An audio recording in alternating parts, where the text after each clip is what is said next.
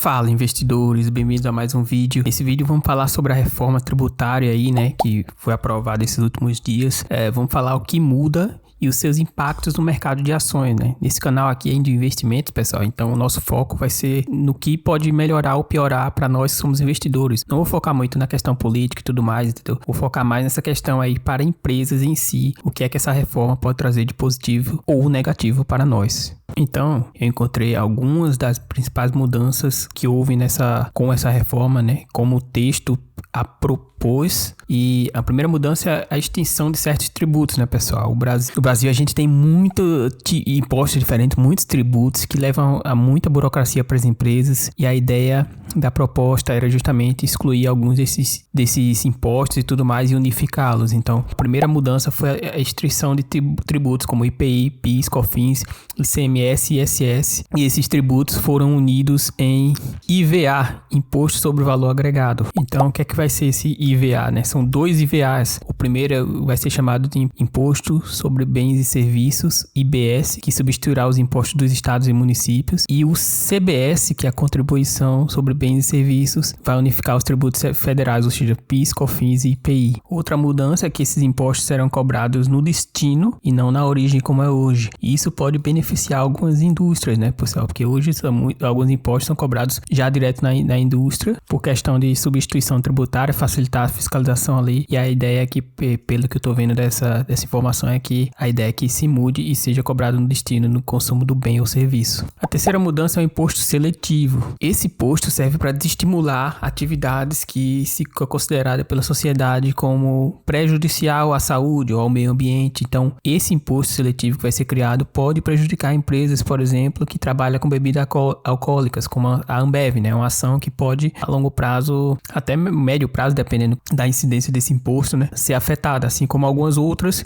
que trabalham com o meio ambiente ali, que pode ser considerada atividade prejudicial ao meio ambiente, como a Vale, a Petrobras, empresas de petróleo no geral. Então, esse imposto pode sim prejudicar esse tipo de ação. É muito cedo para dizer se realmente vai, mas que há essa possibilidade. Então, já devemos ficar de olho logo agora, né, pessoal? Que o mercado responde antes da mudança acontecer, né? Vamos acompanhando aí as próximas aberturas da bolsa e ver como é que o mercado vai responder a essas mudanças. A próxima mudança é com relação a alíquotas, né? Haverá uma alíquota única e a alíquota reduzida. Então, 8 grupos de serviços terão alíquotas reduzidas. E quais são esses serviços, né, pessoal? São serviços de transporte, serviço de medicamento, de saúde, educação, produtos agropecuários, insumos agropecuários e atividades artísticas. Então, que empresas podem se beneficiar disso? Empresas de farmacêuticas, né? Empresas que têm a relação com a educação, empresas agrícolas também podem se beneficiar com essa redução de alíquotas para esse tipo de produto, né, pessoal? Então, bem interessante essa mudança aqui para esse tipo de empresa. Farmacêutica,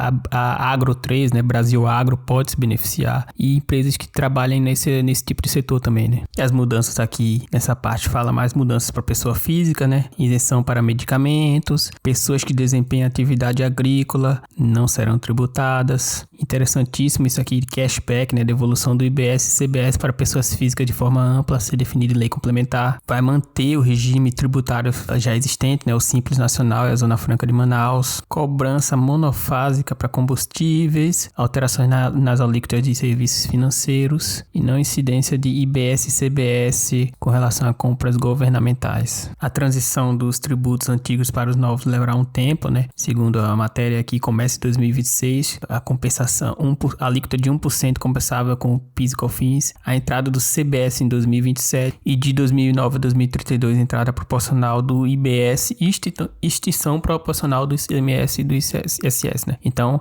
realmente vai existir as mudanças, mas não vai entrar do dia para a noite, né? Haverá esse prazo de transição aí para que as empresas possam se acostumar e se preparar para as novidades aí que venham a ocorrer com essa reforma. Cobrança de IPVA de jatos e iates, né, pessoal? Então, esses equipamentos aquáticos e aéreos agora vão pagar IPVA. Não se era cobrado antes, e agora vão ter que prever o pagamento de tributos sobre esses produtos. E algumas outras mudanças, como herança e doação, né? Vai ter uma cobrança de sobre-heranças no exterior, né? Mudanças também, a imunidade tributária para livros permanece. Desoneração em folha, ou seja, reduzir a tributação da folha de pagamentos sobre o consumo de bens e serviços. E a determinação de que a segunda parte da reforma seja enviada ao Congresso Nacional em até 180 dias da promulgação da reforma. Então, essa segunda parte parte é muito importante a gente entender, porque essa segunda parte vai falar ainda mais coisas interessantes sobre o que pode afetar no mercado de ações, né, pessoal? Por que isso? Porque é nessa segunda parte que vai haver o debate com relação à tributação de dividendos, pessoal. Então é nessa segunda fase que haverá essa discussão, né? Essa discussão é muito importante, porque dependendo dessa mudança, vai afetar totalmente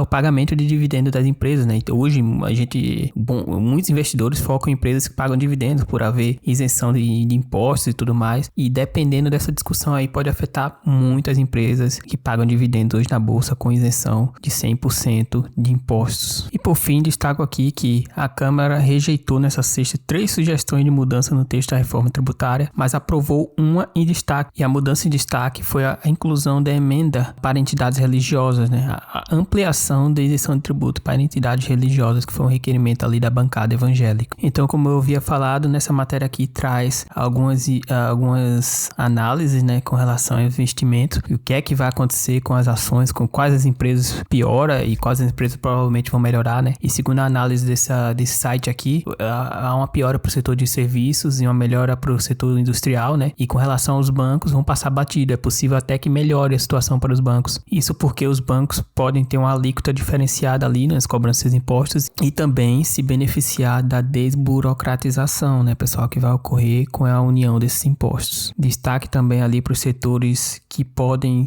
sofrer mais, né, que é esses setores que são considerados prejudiciais, como bebidas e meio ambiente, que eu já falei, e benefício para essas ações desses setores que eu falei, que estão de fora e podem se beneficiar apenas da desburocratização, como é o caso dos bancos e construção civil, que não apresentou-se nenhum aumento de imposto significativo para esses setores até ao momento. Então é isso, pessoal, esse vídeo foi só um resumo sobre algumas mudanças dessa reforma. Eu acredito que o que devemos prestar mais atenção como investidores é essa segunda parte com relação aos dividendos, né, que isso aí, na minha visão, pode ser muito prejudicial aos investidores do Brasil que recebem dividendos. Claro que as empresas podem dar um jeito ali de remunerar o acionista de forma diferente, né, se o impacto dos dividendos for maior, mas mesmo assim eu acho que nessa questão dos dividendos é algo a se analisar com calma, porque pode afetar bastante como nós acionistas de empresas que boa pagadores de dividendos vamos receber esse lucro, né. Os dividendos hoje